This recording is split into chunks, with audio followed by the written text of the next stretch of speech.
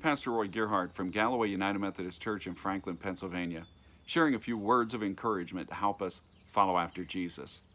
Have you ever been driving down a country road and you're flying down the road on a nice straight stretch, and all of a sudden you have to make a set of little 90-degree turns that turns this straight road that you were on into a zigzag path? And you wonder, why would anyone make a road like that? Why wouldn't they have straightened that out so that you didn't have to zigzag your way through these 90-degree bends? I mean, you're looking at it and saying, man, if I had missed that turn, I'd have ended up out in the middle of that field. And there's your clue. You realize that those roads were built following those property lines along those fields. And so here you are going down the road, and all of a sudden you run into somebody else's field and you have to turn and go down this way a little bit and turn to follow the edge of it again. You realize that that's where the road is going, right there on the margins of all these different people's property, so that you don't cut across their field, but you stay right there on the edge. You're driving in the cracks between all of these different places. Well, that's exactly where God's people had ended up. In Numbers chapter 20, 21, they're living there caught in the cracks between all of these other people's territories. They turned God down when he said, follow me into the promised land. And so now they don't have a space of their own. They're just living in the cracks between everybody else's property. And they're beginning to feel like they have been falling through the cracks, like God has forgotten them and left them behind. They had asked the king of Edom if they could cross his property, and he said, no, you got to find some other way. And that's what they were doing when we found them in Numbers 21. They were skirting the property of Edom, trying to go around it, trying to get somewhere else. And they were attacked by people over and over again because they didn't have any space of their own. They were just trying to get by, trying to get through this country where they had no home. Now, there are lots of people that feel like they're living just like that. I mean, I'm trying to get this video done today, wedged in between all kinds of things going on around me, all kinds of things that I got to get done today. And I'm out of my normal routine, and I'm trying to get this fitted in. Sometimes our whole day goes like that.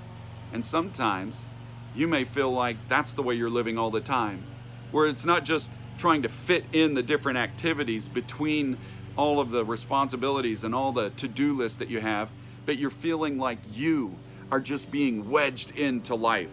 Like you don't really have a life that you're living where you're on course or you have a sense of belonging and purpose. No, you're just kind of jammed in here and trying to make your way through.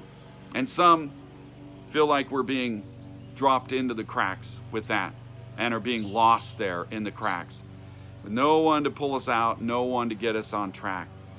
But I want you to hear this. Even though God had told the people that when they turned him down to go into the promised land, that he was going to let them wander around in the wilderness for 40 years until the older generation died off and then go forward with the next generation, he didn't abandon them. Not the way they thought. They thought that they were just dropped through the cracks, forgotten by God, and they would complain to God just like that every time something went wrong. God's abandoned us. God's just brought us out here to let us be miserable and die. But they were wrong. They were wrong about God.